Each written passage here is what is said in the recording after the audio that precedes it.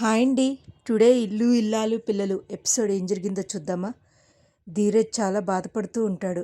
అనవసరంగా బావగారిని అడిగానే, అక్క నన్ను అలా అనకపోతే అడగకపోతే అని బాధపడుతూ ఉంటాడు. ఈ లోపల ప్రేమ వచ్చి, ఒరే ఇదంతా నా వల్లే కదా ధీరజ్, అదేం లేదు ప్రేమ, ఎలాగైనా సరేరా, నీ బాధకు కారణం నేనే, ఈ సమస్య నేనే పరిష్కరిస్తాను, ఎలాగైనా సరే నీకు డబ్బులు అరేంజ్ చేస్తాను, నువ్వు అందరి ముందు నిన్ను ఎలా అయితే అన్నారో అందరి ముందు నువ్వు నిలబడి రేపొద్దున కారు కొని నిలబడి చూపిద్దు కానీ, ఎలా ప్రేమ, ఏదో ఒకటి చేస్తానని చెప్పాను కదా, ఏం మాట్లాడుకు నువ్వు అంటుంది ప్రేమ. ఓ పక్క నుంచి మన సాగర్ నర్మద మాట్లాడుకుంటూ ఉంటారు. సాగర్ ఏమీ మాట్లాడకుండా వెళ్ళిపోతూ ఉంటాడు.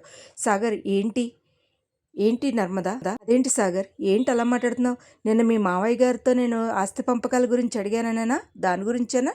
దాని గురించి అయితే నేను మాట్లాడాల్సిన అవసరం లేదు నర్మదా. అదేంటి ధీరజ్, అసలు నేను ఏం మాట్లాడతానో కూడా నువ్వే చెప్పేస్తే ఎట్లా ఎట్లా కుదురుతుంది? అది కరెక్టేనా, కరెక్ట్ పద్ధతేనా ధీరజ్?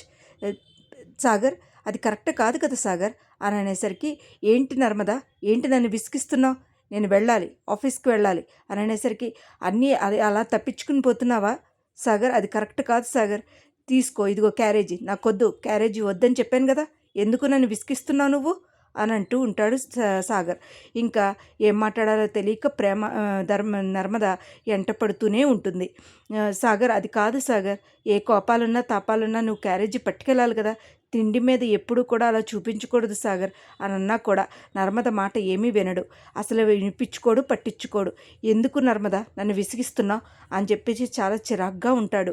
నర్మద బాధపడుతూ ఉంటుంది. అయినా సరే క్యారేజీ పట్టుకెళ్ళకపోయినా తన వెంట పడుతూనే ఉంటుంది.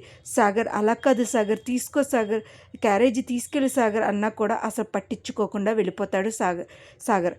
ఇంకా వెంటనే కూడా చాలా బాధపడుతూ ఉంటుంది. ఈ లోపల ప్రేమ వచ్చి, అక్క ఏమైందక్క, మీ బావ ఏంటి, బావ అసలు క్యారేజీ పట్టుకెళ్ళలేదు, ఈ మధ్యలో ఇంటికి వెళ్ళాలి అనే ఉద్దేశం కాదు ప్రేమ, ఎందుకో కానీ మీ బావ చాలా ఇదిగా ఉంటున్నారు, అసలు కనీసం కూడా మాట్లాడట్లేదు, ఏంటో ఈ ఆస్తి పంపకాలు అంటున్నారు, ఇంట్లోంచి వెళ్ళిపోదాం అంటున్నారు, నాకేమీ అర్థం కావట్లేదు అక్క, అన్నీ సర్దుకుంటాయి, నువ్వేమీ బాధపడకక్క అని అంటూ ఉంటుంది. ఈ లోపల అత్తయ్య గారు ఏం చేస్తున్నారు ప్రేమ అని అనేసరికి, ఈ లోపల మన బుజ్జమ్మ ముగ్గేస్తుంది.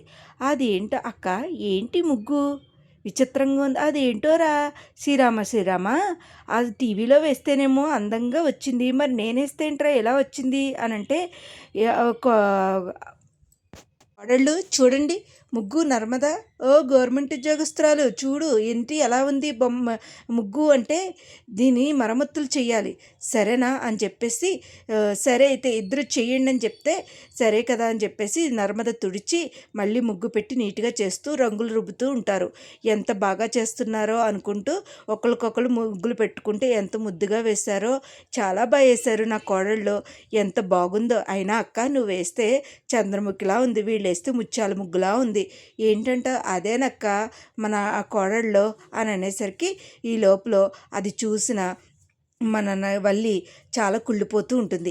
వీళ్ళు ఇలా ఉండకూడదే, ముసుముసులు నవ్వుకుంటున్నారే, అసలే నేను కడుపుతో ఉన్నాను, అసలే ఏమీ పట్టించుకోవటం లేదే అనేసి, ఎలాగైనా వీళ్ళ సంగతి పట్టాలని చెప్పేసి ఏం చేస్తుందంటే, అక్కడ రామరాజు కూర్చుని పేపర్ చదువుకుంటూ ఉంటాడు. ఈ లోపల వల్లి వంటగదిలోకి వెళ్ళి ఒక గిన్నెని గట్టిగా ఇసురు కొడుతుంది. అది వినపడిన రామరాజు లోపలికి వచ్చి ఈ లోపల ఏదో సర్దేస్తున్నట్టు చేసేసుకుంటున్నట్టు చూసుకుంటుంది.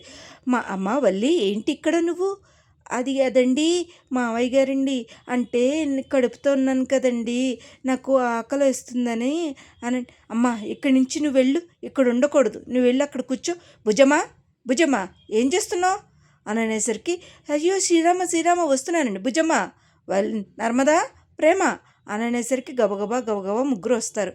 ఏంటండి ఏమైందండి శ్రీరామ, అదేంటి బుజ్జమ్మ అలా మాట్లాడుతున్నావేంటి, అసలు అదేంటి ముగ్గులు వేసుకుంటున్నారా అంటే, అత్తయ్య గారు మిమ్మల్ని నేను పిలిచాను, నర్మదని ప్రేమని చెల్లెళ్ళని కూడా పిలిచాను, నమ్మల్ని పిలిచావా అంటూ షాక్ అవుతారు.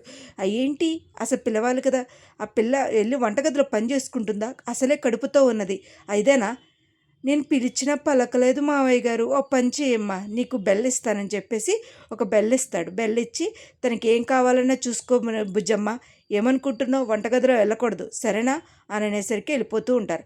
ఈ లోపల బాబాయ్ అంటాడు, అమ్మా నన్ను పిలవాలనుకుంటే బెల్ల పెట్టి పిలవకమ్మా, ఫోన్ చెయ్యే అని అంటూ వెళ్ళిపోతాడు. ఈ లోపల అత్తయ్య గారండి మీరు వంటగదిలోకి వెళ్ళండి అని చెప్పేసి వంటగదిలో నుంచి మళ్ళీ బెల్ కొడుతుంది. మళ్ళీ పరిగెత్తుకుని వస్తారు.